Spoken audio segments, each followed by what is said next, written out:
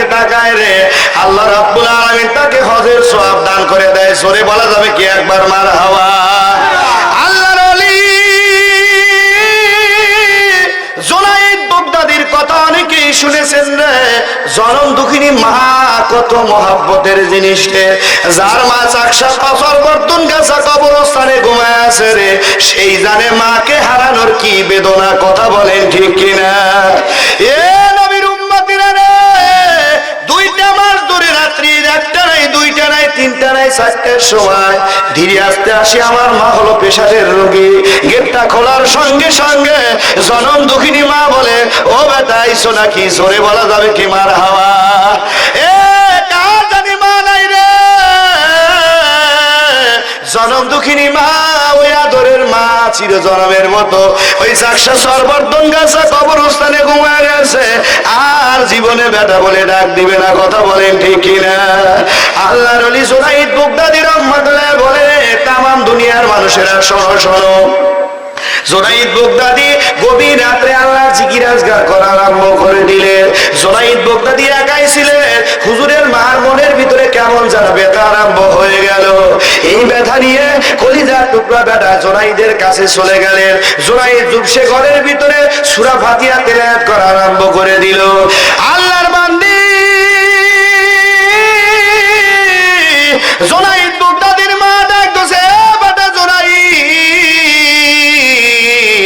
একটাবার নামাজ ছেড়ে দে বেটা। এ বেটা আমি দুনিয়ায় বাঁচবো না বেটা। এ বেটা আমি কবরে মনে হয় চলে যাবো রে বেটা, কবরে চলে যাবো বেটা। এ বেটা জুনাইদ, শেষবারের মতো তোর নুরানি চেহারাটা একবার দেখতে চাই। হযরতে জুনাইদ চিন্তা করে, নামাজের ভিতরে যদি আমি ছেড়ে দেই আল্লাহর কাছে অপরাধী হয়ে যাব। হযরতে জুনাইদ জনম দুঃখিনী মায়ের দিকে তাকালেন না। পরের দিন সকালবেলা জুনাইদ আবার ওই সময় ওর মা আসলো, ডাকতে বলে, বেটা জুনাইদ রে, একটাবার আমার চেহারার দিকে তাকা বেটা। বেটা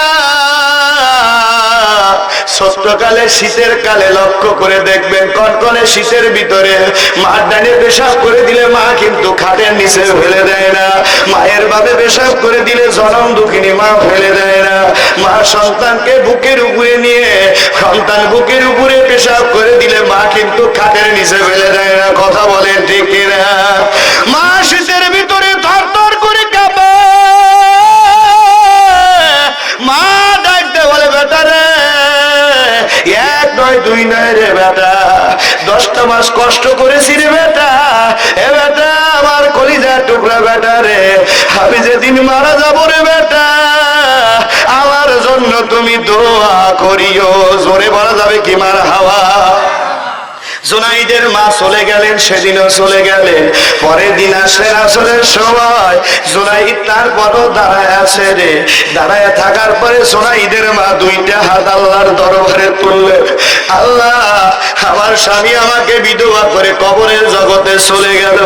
আমার জুনাইদকে আমি কোলে নিয়ে মানুষ করেছি, মানুষের বাড়ি কাজ করে করে আমার জুনাইদকে খাওয়াইছি। আজকে আমার জুনাইদ আমার ডাকে সাড়া দিল না। আল্লাহ, আমার জুনাইদ যত বড় অদরজার ওলি হোক না কেন, আমার জুনাইদকে জেনা খাতারের নামে না লেখাইয়া আমার জুনাইদকে কবরে নিও না। জোরে বলি নাউজুবিল্লাহ। বদদোয়া করলে কে? কথা কয় না। মা বদদোয়া করলো, মার বদদোয়া কি ফিরে আসবে না? কবুল হয়ে যাবে, কবুল হয়ে যাবে। লম্বা চওড়া ঘটনা, আমি কালেকশনের দিকে চলে যাব।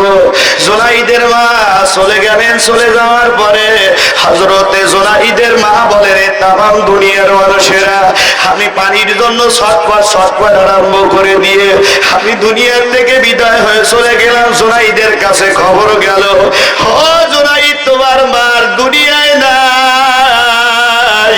তোমার মা জনম দুঃখিনী মা কবরের জগতে চলে গেছে। জুনাইদ এসে লক্ষ্য করে দেখে আবার মার দুনিয়ায় নাই, দুনিয়ায় নাই।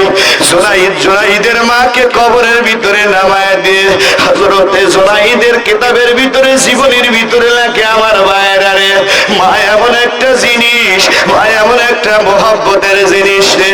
হযরতে জুনাইদ গভীর রাত্রে চুপসে ঘরের ভিতরে আছে। ওই দেশের রাখাল এবং রাখিলের সুন্দর করে দুইজন মেলামেশা করে সন্তান আসলো। এই রাখালটা বলে, ওই আল্লাহর বান্দা জুনাইদের উপরে যদি দোষটা চাপায়া দাও আমাদের কেউ কিছু করবে না। আল্লাহর ওলি জুনাইদের নামে মামলা করলেন বাদশার কাছে। বাদশার দরবারে মামলা করার পরে বাদশা কেসটা নেওয়ার পরে জুনাইদের জুবসে ঘরগুলো ভেঙে ফেললেন, জুনাইদকে পেটন দিলেন। জুনাইদ চোখের পানি ছেড়ে দিয়ে দিয়ে কান্দে আর বলে, আমার ভাইয়ের দোয়া আল্লাহর দরবারে কবুল হয়ে গেছে। হাজার বড় দরবারের ভিতরে জুনাইদ সুন্দর করে দাঁড়ায় বলছে, আমি জিনা করি না। বাদশা ডাকতে বলে, এ জুনাইদ, আমি জানি তুমি জিনা করো নাই, করো নাই, করো নাই, তোমার পাপের ফসল রে। জুনাইদ ডাকতে বলে, বাদশা ইমানদার, আমি আপনার কাছে একটা বছর সময় চাই রে বাদশা। এই সন্তানটা যেদিন দুনিয়া আসবে ওই দিন সুন্দর করে এই বাচ্চাটা বলে দিবে কার সন্তান এই জিনিসটা। একটা বছর জুনাইদ সুন্দর করে জেলখানার ভিতরে কাঁদে আর মালিককে ডাকে, আল্লাহ আমার মায়ের দোয়ার কারণে আজকে আমি জুনাইদ জেনা কাতারের দ্বারে দাঁড় হয়ে গেছি। আল্লাহ ডাকতে বলে, জুনাইদ, নামাজ নফল নামাজের ভিতরে, সুন্নত নামাজের ভিতরে তোমার আব্বা যদি ডাক দেয়, তোমার মা যদি ডাক দেয় রে জুনাইদ, ওই সময় তোমাকে ছেড়ে তোমার মা বাবার কাছে যেতে হবে। জুনাইদ, তোমার মার বদদোয়া সরে বলি একবার নাউজুবিল্লাহ। জুনাইদ বাগদাদি একটা বছর পরে, লম্বা চওড়া ঘটনা, একটা বছর পরে সন্তান হওয়ার পরে জুনাইদ বাগদাদি ডাকতে বলে, এ নবীর উম্মতেরা রে, ওই বাচ্চাটা হওয়ার পরে আমি ছেলেটাকে ডাকতে বললাম, হে ছেলে বলো বলো তোমার পিতাকে। বলতেছ অমুক গ্রামের অমুক রাখাল আমার পিতা, জুনাইদ বাগদাদি আমার পিতা না। জোরে বলা যাবে কি মার হাওয়া? আল্লাহর আলী জুনাইদ কেঁদে কেঁদে চোখ দুটা অন্ধর্বত হয়ে যায়। ডাকতে বলে, দরবারের ভাইরা, যাদের মা আছে রে, গভীর রাত্রে মার দুইটা পা জড়ায়া ধরো। ও মা, জীবনে কত ভুল করেছি রে মা, আমাকে মাফ করে দাও।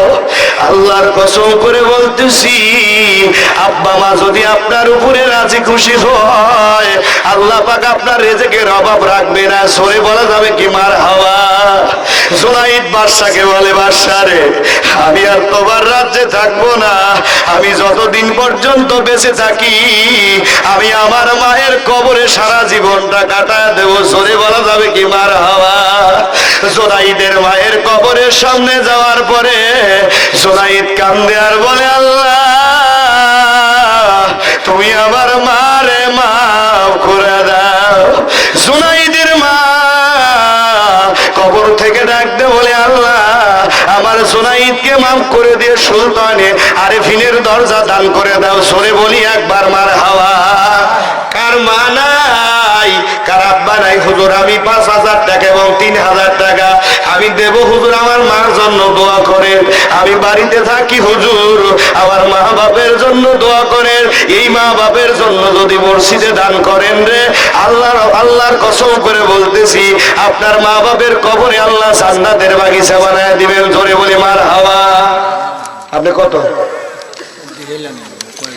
1 2 3 4 5 6 7 8 9 10 11 12 13 14